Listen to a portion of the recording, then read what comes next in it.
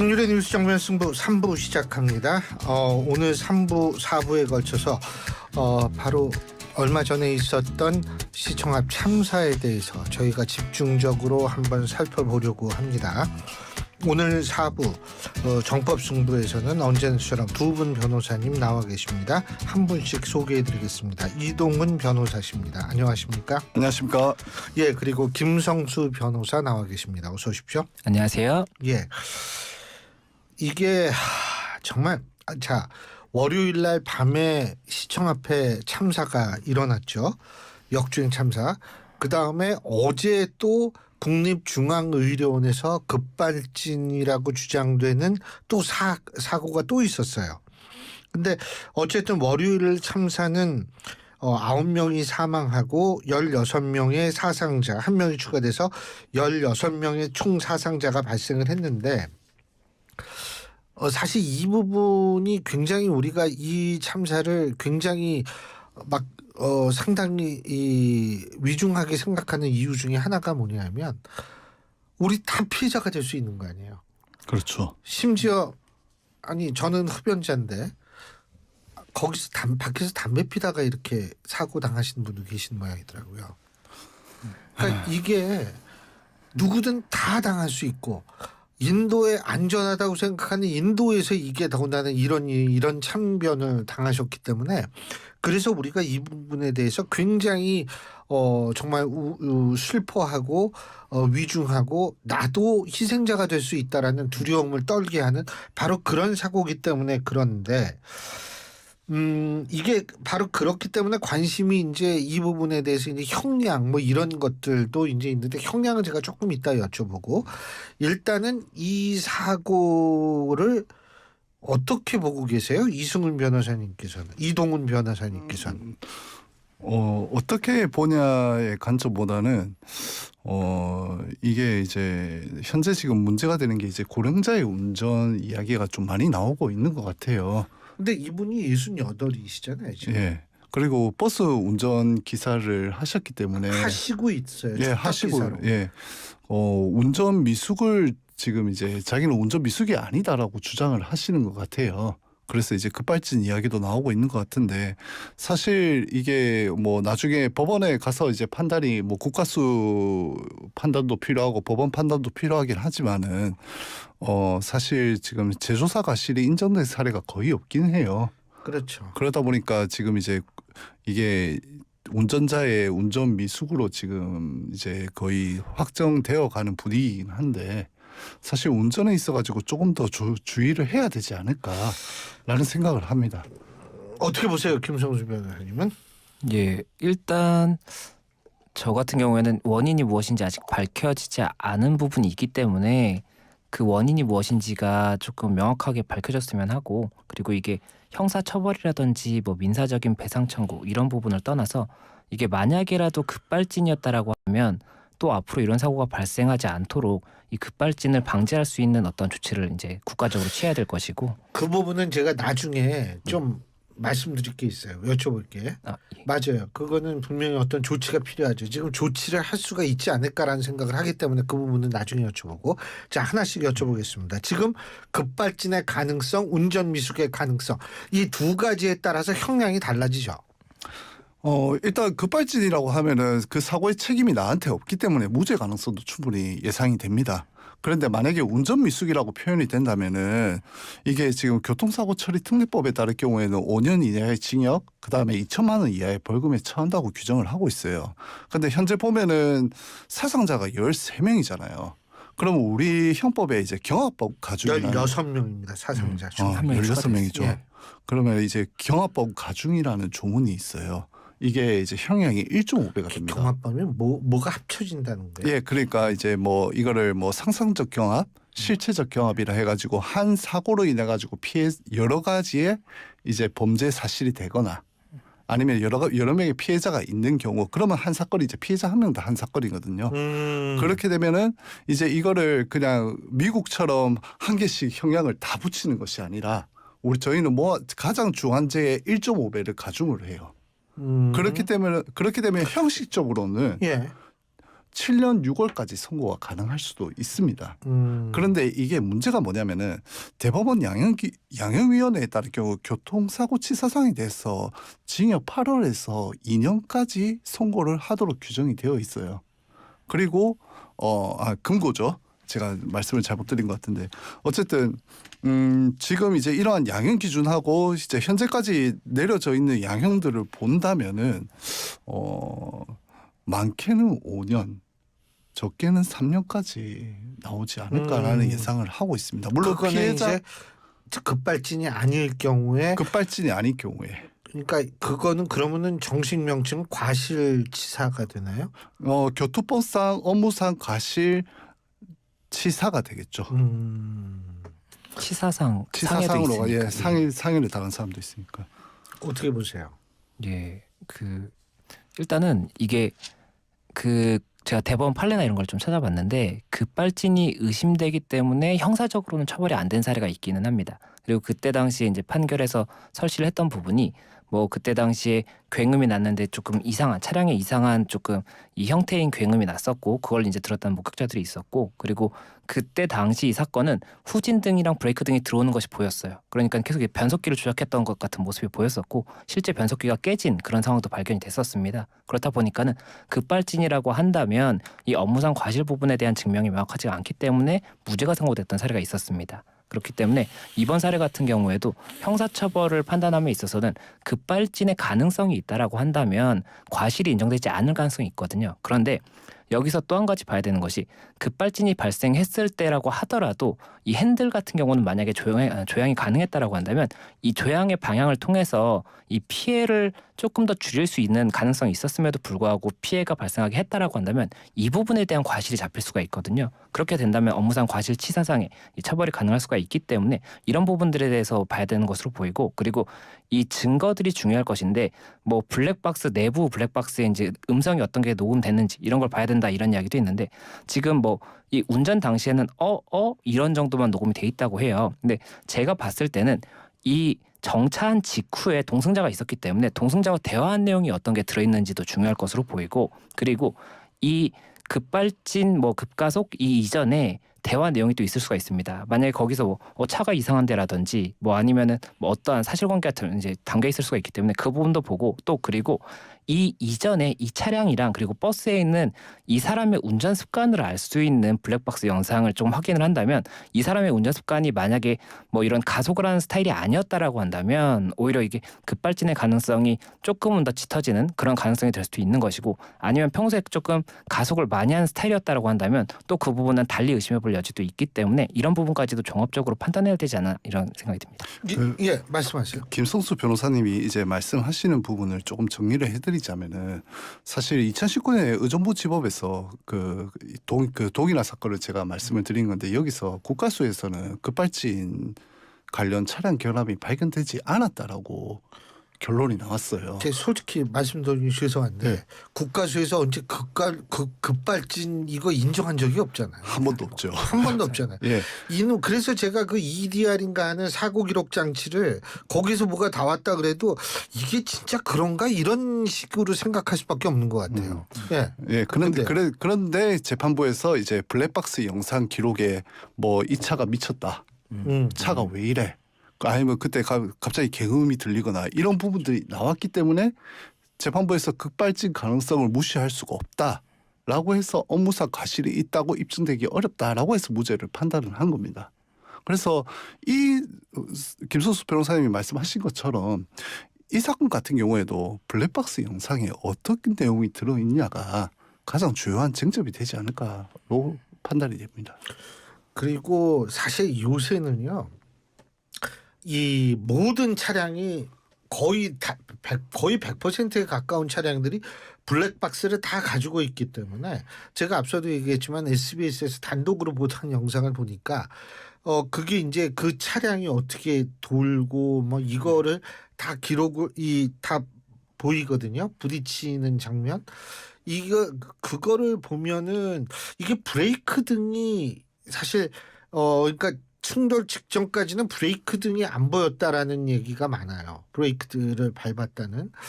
그렇다면은 이게 근데 이제 제가 사례로 드는 것이 그 경비를 하시는 분이 그 아파트에서 외제차를 대신 주차하고 차량을 옮기다가 급발진으로 대여섯 대를 그냥 들이받은.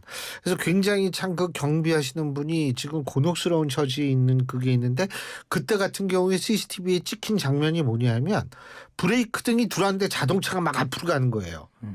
이렇게 되면 이거는 급발진이라고 인정받을 가능성이 좀 높다라고 보는데 그런데 이 경우는 이게 참 애매한 것 같아요. 예? 그래서 이게 뭐 글쎄 뭐 국과수에서 그걸 정밀하게 해가지고 그걸 밝힐 수 있을지는 저는 모르겠습니다만 여태까지 그러고 그게 뭐 국과수에서 인정된 경우가 없어가지고 어떻게 될지는 모르겠습니다만 어쨌든 이 급발진 여부라는 것이 굉장히 지금 아주 뜨거운 논쟁이 될 수밖에 없는 것 같아요. 예, 이 급발진이라는 것이 결국에는 저희가 원래는 가속 페달을 밟으면 차가 앞으로 나가게 돼 있는 거지 않습니까? 그렇죠. 그런데 가속 페달을 밟지 않았음에도 앞으로 가라는 신호가 나와서 차가 갔다라는 것이 이제 급발진이라고 할 수가 있는 예. 것인데 지금 이게 만약에 그렇게 오작동이 났다고 하면 차의 EDR이 이게 이제 이벤트 데이터 레코더라고 하는 건데 이게 만약에 있었다고 하더라도 자기 스스로가 오류가 나서 그렇게 간 것인데 그게 정확하게 기록이 안 돼 있을 가능성이 높잖아요. 그렇죠. 그렇다 보니까 EDR 기록만 가지고는 아무래도 신빙할 수 없다라는 이야기가 나오는 것이고 또 한 가지 문제가 뭐냐면 만약에 이 차량이 그렇게 급발진이 한번 발생을 하고 그 다음에 멀쩡하게 아무 사고도 없이 쓴 다음에 그 다음에 또 급발진이 발생을 하면 이 차는 급발진이 발생하는 차라는 게 증명이 될 텐데 이게 차가 보통은 어디를 부딪히고 이제 사고가 종료가 되기 때문에 그렇죠. 그러면 급발진이 왜 발생했는지 이게 사고 때문에 손상이 된 것인지 아니면은 어떠한 결함이 있었던 것인지를 알 수가 없거든요. 그래서 그런 부분들까지도 문제가 되는 부분이 있다 보니까는 급발진 관련 사실관계를 인정하기가 어려운 부분이 있고 이에 대해서 일단은 이번 사안 같이 굉장히 많은 관심을 받을 때 이 급발진의 가능성이라든지 이런 것들이 말씀드렸던 것처럼 형사처벌 문제가 아니라 계속해서 앞으로도 발생할 수 있는 문제이기 때문에 이 부분 정확하게 조금 사실관계를 짚고 넘어가야 되는 것이 아닌가 생각이 되고 그리고 제조물 책임법이 그때 이제 도연이법이라는 게 이제 개정이 된다고 이야기가 됐었는데 아직까지 개정이 완료되지는 않은 것 같습니다. 그런데 거기에 보면 이게 형사에서는 급발진이 의심이 된다라고 해서 무죄가 선고된 적이 있지만 민사 이제 이 제조사에다가 내가 이렇게 급발진 피해를 입었다라고 해서 손해배상 청구했을 때 이때는 인정된 사례가 거의 없는 것으로 알고 있어요. 왜냐하면 이게 형사에서는 급발진이 아니었다라는 걸 검사가 증명을 해야 되는 것인데 이 민사에서는 급발진이었다고 주장하는 원고 그러니까 이 차에 타고 있던 사람이 급발진을 증명을 해야 되는데 차라는 게 굉장히 복잡한 시스템인데 이걸 정확히 하는 건 제조사지 운전자가 아니지 않습니까? 그렇다 보니까는 이에 대한 입증 책임을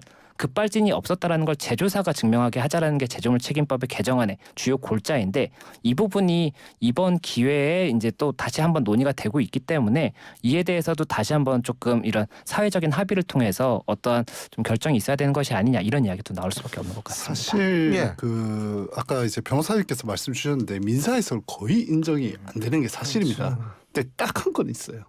아직 대법원 선고를 남겨두고 있긴 한데 BMW사를 상대로 한 급발진 관련 손해배상 청구를 우리나라에서요? 예 1심, 2심에서 그 피해자 측에서 승소를 했습니다. 그게 어떤 내용이냐면은 그 BMW 차를 운동해서 고속도로를 달리다가 그 60대 부부가 가드레일을 들이받고 사망을 했어요. 그래서 그 자녀들이 이제 차량 결함에 의한 급발진이 의심된다고 해서 BMW를 상대로 제조물 책임 손해배상 청구를 했고요.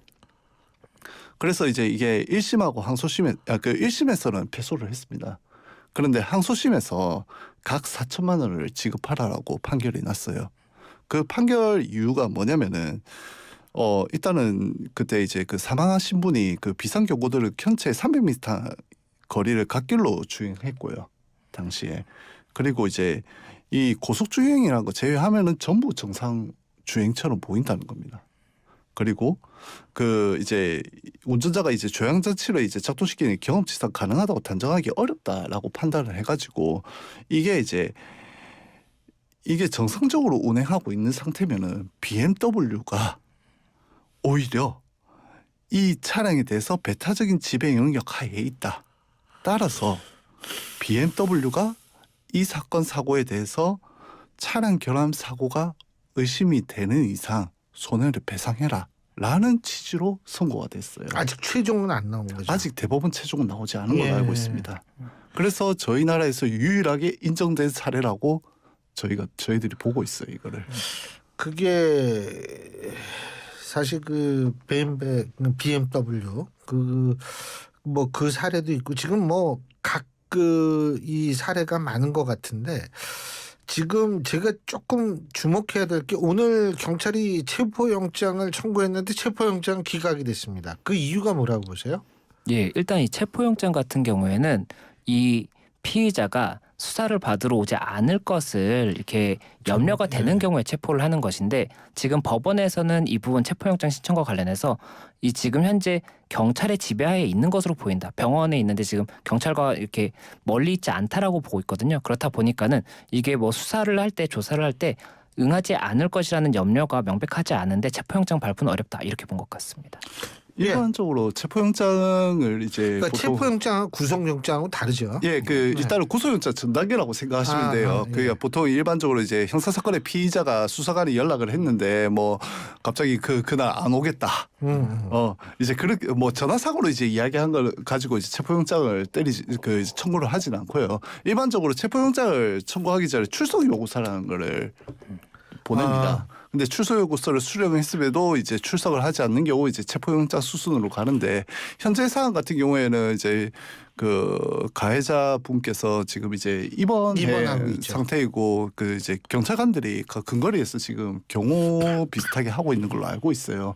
그 상황에서 이 사람이 이제 뭐 입원하고 있는데 수사기일에 출석할 수는 없잖아요. 그렇죠. 그러다 보니까 이제 이게 체포영장을 발부할 만한 청구할 만한 사유였냐 여부가 조금 의심이 되긴 하죠. 보여주기식이 아니냐. 보여주기식이다. 네. 일단은 보여주기식이 아니었냐라는 이야기도 있더라고요. 그럴 수 있죠. 그러니까 왜 그러냐면 경찰이 좀 욕을 먹고 있잖아요 지금. 왜냐하면 스키드 마크라 그랬다가 갑자기 이게 스키드 마크가 아니라 이 기름이 떨어진 자국 같다 이런 식으로 말을 바꾸고 이러니까 아무래도 좀 거기에 부담이 생겼을 수는 있겠죠. 그런데 어쨌든 지금 체포영장이 기각이 됐으면 이제 그 수사를 그 상태에서 벌인 다음에 구속영장으로 넘어가는 건가요? 이게 영장을 이제 신청하게 되는 사유는 증거 인멸의 우려가 있거나 도주의 우려가 있을 때 이제 구속영장을 신청을 할 것 같은데 지금 같은 경우에 저는 체포영장을 신청했다라는 걸 보고 어떤 생각을 했었냐면 지금 3일 4일이 지났는데 아직까지 피의자 조사가 안 되고 있지 않습니까? 이와 관련해서 이 피의자 이 운전자 쪽에서 경찰에서 이거 조사를 하려고 했는데 응하지 않은 부분이 한두 차례 있었던 게 아닌가 싶어요. 그러면 이게 그런 상황에서 체포영장을 신청하고 그 다음에도 그런데 이 운전자가 또 한 번 이 조사에 응하지 않았다 그러면 그때는 체포영장이 발부될 수가 있거든요. 그런 형식적인 부분을 만들기 위해서 체포영장을 신청을 했던 것이 아닌가 싶고 그리고 실제 오늘 이제 조사가 이루어졌지 않습니까? 그래서 그런 부분이 반영이 돼서 조사가 이루어진 것이 아닌가 생각이 되는데 일단은 이제 피의자에 대해서 진술을 받아봤을 때 만약에 경찰에서 봤을 때 이게 급발진이 아니라 과실로 보이는 사실관계가 여러 가지가 있는데 그럼에도 불구하고 계속 급발진을 주장을 하고 뭐 블랙박스라든지 뭐 다른 관련 자료들을 제출을 하라고 했는데 그 부분이 뭐 없어졌다라든지 이렇게 증거를 계속 숨기는 것 같은 모습이 있다라고 한다면 구속영장을 신청할 가능성이 높은데 만약에 그런 증거인멸이라든지 이런 부분이 없음에도 불구하고 구속영장을 신청을 하면 법원에서 그 부분 판단을 하더라도 발부가 안 될 가능성이 있거든요. 그렇다 보니까는 그런 뭐 증거인멸이나 도주의 우려가 있는 부분이 있어야지 구속영장을 신청하는 것이지 지금 이 사안이 굉장히 조금 중하다고 해서 반드시 영장이 신청되는 것은 아니기 때문에 이 부분 조금 저희가 구분해서 봐야 되는 것 같습니다. 근데 우리나라 기본 정서는 이렇게 많은 사람이 다치고 돌아가셨는데 이게 당연히 구속해야 된다 이런 생각을 많이 하시는데 어쨌든 아까 제조물 책임법 말씀하셨었죠. 이 제조물 책임법 꼭 언제 통과될 거라고 보세요? 지금 이 국회가 하는 짓 보세요. 이 사람들이 그거 지금 거기에 정신 가겠어요? 그러니까 이런 것들이야말로 정말 또 중요한 민생 법안 중에 하나인데 참 정말 하는 게 가관입니다. 자, 3부 순서는 여기서 줄이고요. 4부에서 계속 말씀 나눠보겠습니다. 진율의 뉴스 정면 승부 4부, 정법 승부 3부에 이어서 계속 진행할 텐데요. 지금 이 자리에는 이동훈 변호사, 김성수 변호사 두 분과 함께하고 있습니다.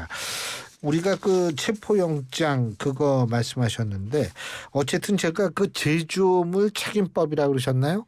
이거 21대 국회에서 이게 결국 폐기됐는데 하여간 이 국회의원이라는 사람들이 하는 일이 이래요. 여러분들 이거 어떻게 생각하십니까?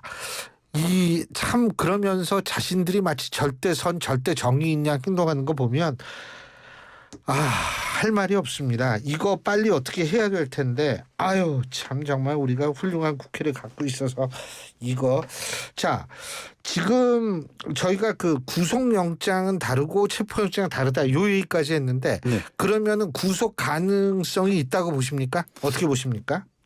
일단은 사안에 따라 다를 것 같아요. 아까 이제 김선수 변호사님께서 3부에서도 말씀을 주셨는데 만약에 이분께서 뭐 계속 조사에 불응을 하거나 아니면 블랙박스와 같은 이제 그 뭐 주요 증거들을 뭐 갑자기 폐기를 해버리다거나 아니면 그러니까 증거 인멸이죠. 이게? 예. 증거 인멸을 하게 되면 그 구속영장 발부 가능성은 매우 높아지겠죠.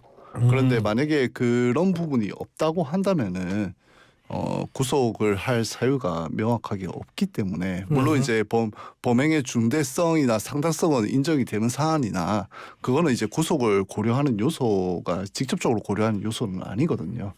가장 중요한 게 도주의 우려와 증거인멸 우려이기 때문에 그 부분이 만약에 입증이 안 된다면 조금 어렵지 않을까 싶습니다. 네.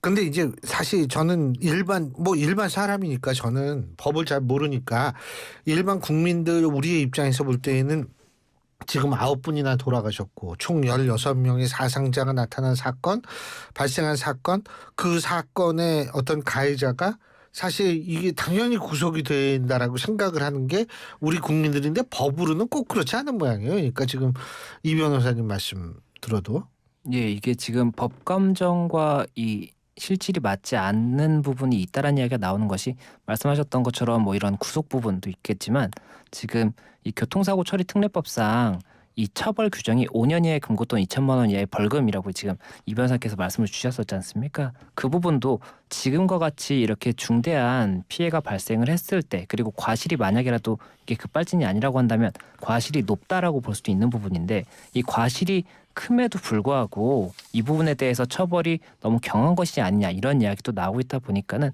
뭐 구속 부분에 있어서도 만약에 그런 부족한 부분이 있다라고 한다면 입법을 통해서 개선이 있어야 되는 것이고 이런 업무상 과실치사상 이 부분에 관해서도 이 부분 형량이 뭐 이렇게 굉장히 중한 경우에는 조금 달리 판단돼야 된다 이런 부분이 있다라고 한다면 결국에는 이 사회의 규칙인 법이 개정이 돼야 되기 때문에 이 부분 개정에 대해서도 논의가 조금은 이루어져야 되는 것이 아닌가 생각이 됩니다. 자, 그런데 지금 그래서 구속이 되든 안 되든 이제 재판 수사가 되고 이것이 검찰로 넘어가고 재판이 되고 이런 과정에서 가장 중요한 핵심은 급발진인데 이 급발진이라는 것에 제가 앞서서 잠깐 얘기를 했는데 이 국가수 도연이 사건 같은 경우에요. 네네. 이게 아직도 진행 중이죠, 지금 이게. 지금 관련 민사 사건이 진행 중인 걸로 알고 있습니다. 그죠? 근데 이게 국가수 결과가 근거로 채택되지 않았어요, 이게? 일단은 이제 국가수 결과가 EDR 이제 그거하고 일단 도윤이 사건 잠깐 우리 청취자 여러분 또 뭔지 모르시니까 잠깐만 제가 말씀드리자면 2022년에 강릉에서 급발진 의심 사고 때문에 운전한 할머니가 12살 손자를 잃은 사건입니다. 그래서 이 할머니가 교통사고 처리 특례법상 치사 혐의로 입건이 됐고 경찰은 10개월간 수사 끝에 증거가 불충분하다면서 혐의 없음으로 사건을 종결한 그런 사건이고 검찰에 송치가 안 된 사건이죠. 예. 네, 그렇습니다. 그런데 지금 이제 국가수 결과가 채택이 안 됐던 거는 일단은 이제 그 국가수 그 결과 자체가 이제 EDR하고 조금 이제 약간 불일치가 있었던 것으로 제가 알려져 있던 걸로 알고 있습니다. 그러다 보니까 이제 그게 증거로 채택되지 않고 법원에서 감정을 진행을 했죠.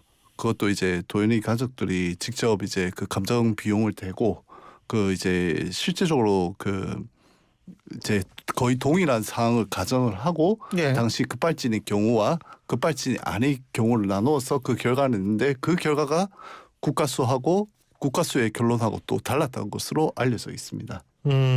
그렇기 때문에 지금 사실 이게 지금 국가수에서 판단하고 있는 급발진 여부의 판단 기준이 그 당시에 이제 나왔던 기사가 이게 과연 지금 변경이 돼야 되는 게 아닌가 아니면 실험 자체가 새로 해야 되는 것이 아닌가라는 비판이 나오기도 했었죠. 이 국가수 원래는 이제 우리가 어떤 사건이 나타나면 발생을 하면 당연히 이제 국가수의 어떤 그러한 것을 굉장히 신뢰를 하죠. 근데 이 부분에 있어서 국가수의 그런 결과가 근거로 채택되지 않은 만큼 사람들이 여러 가지로 좀 다르게 생각하는 부분이 그러니까 전 간단히 얘기해서 이건 것 같아요. 아까 EDR 말씀하셨는데 그거를 사람들이 그렇게 신뢰하지 않는 게 아니 자동차가 이상해져 가지고 우리가 흔히 자동차가 미쳤다 막 이런 표현을 쓰는데 이런 상황에선 당연히 전자 부분의 한 부분 그것도 전자로 움직이는 거 아니겠어요? 그렇죠. 그러면 이것도 한꺼번에 통으로 이게 또 같이 이상해질 수 있는 거 아닙니까? 그러니까 이거 안 믿는 것 같아요. 그러니까 제가 어제 조금 찾아봤는데 이 EDR이라는데 거기에서 이 여태까지 급발진으로 주장하는 사고 중에서 브레이크를 밟은 게 나온 적이 거의 없었던 모양이에요.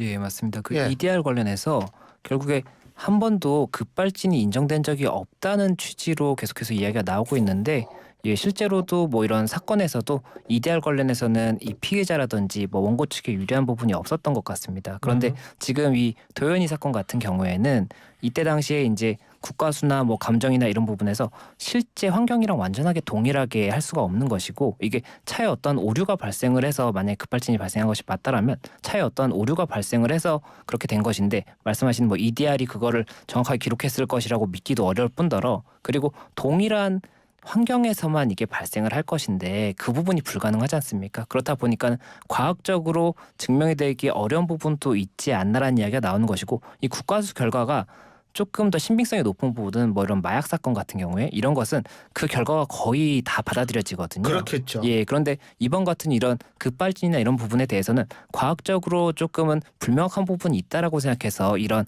뭐 다른 사건들과 다르게 국가수 결과가 채택이 되는 경우도 있고 안 되는 경우도 있고 비율이 조금 다른 거여서 그 부분이 조금 달리 볼 수 있는 것이 아닌가 생각이 됩니다.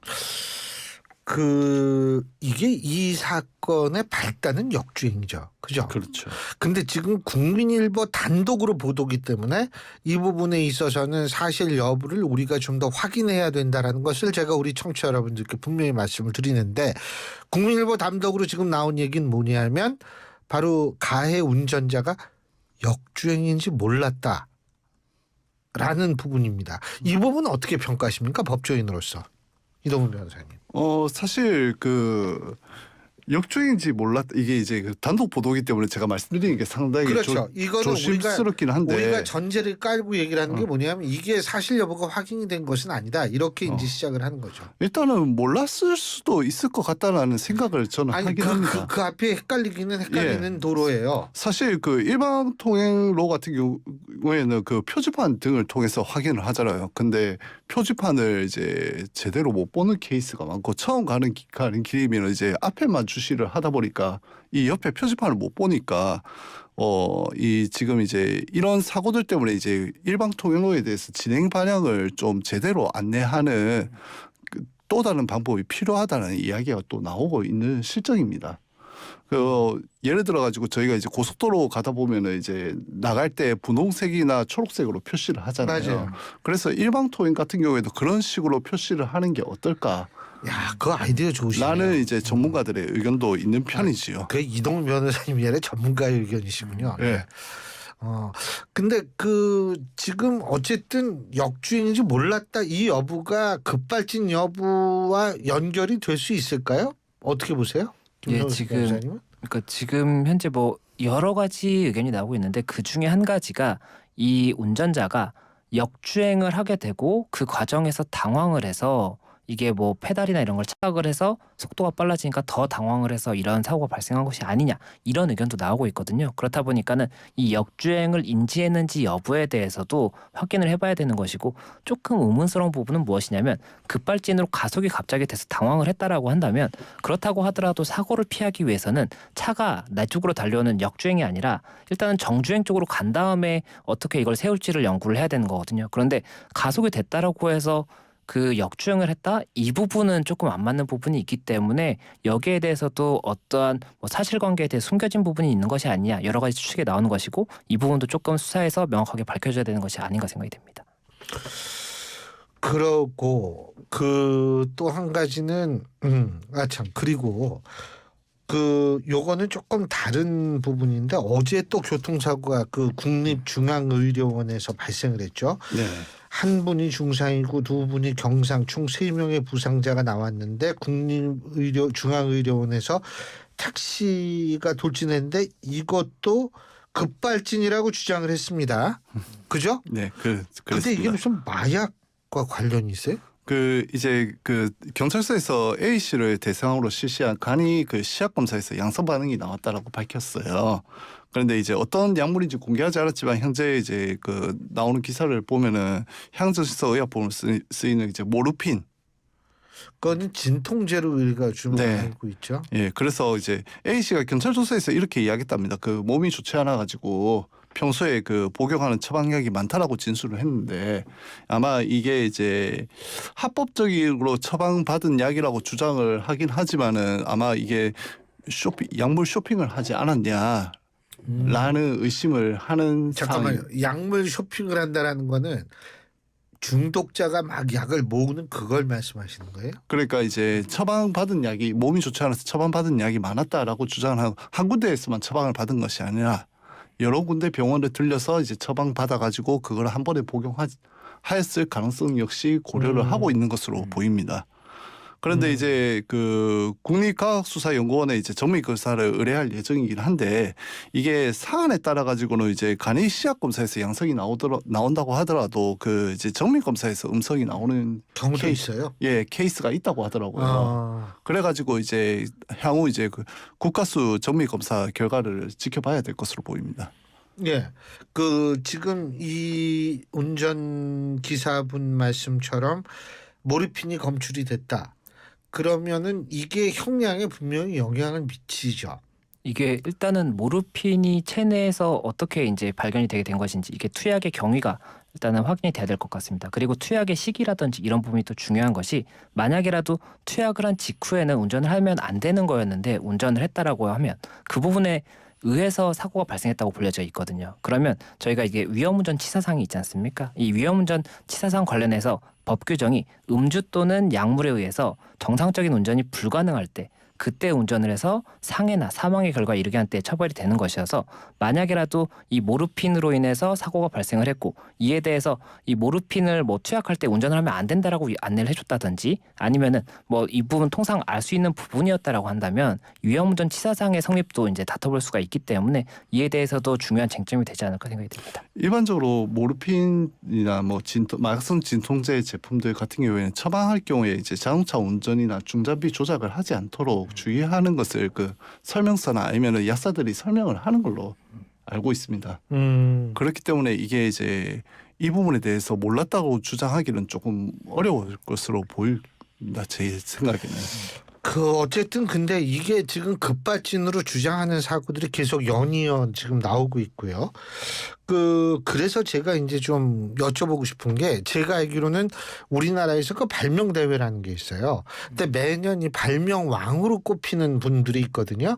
근데 올해 발명왕 상을 받은 분이 제 기억으로는 한국자동차연구원에 있는 연구원이신 분인데 이분이 뭘로 발명왕이 됐느냐?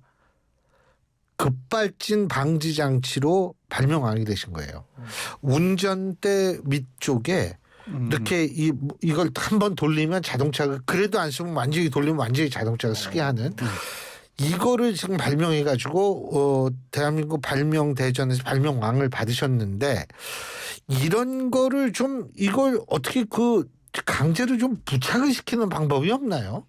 예. 법적으로 그게 하다고 보세요? 법적으로 강제할 수 있는 거? 그 말씀 주신 것처럼 그 부분을 법적으로 강제를 하려면 그 법적인 근거가 있어야겠죠. 결국 입법을 통해서 만약이라도 이제 향후에 이 제조되는 모든 판매되는 자동차는 그거를 의무적으로 설치해야 한다라고 한다면 설치가 될 것이고 그에 따라서 이제 차 가격은 올라갈 수가 있겠지만 뭐 그 부분 사회적인 합의가 된다면 사회적 합의가 돼야 입법이 되는 거지 않습니까? 그래서 사회적 합의가 된다라고 한다면 충분히 좋은 방법이 될 수 있지 않나 생각이 됩니다. 아니 공해 저감 장치도 지금 강제로 사실 달게 하는 거 아닙니까?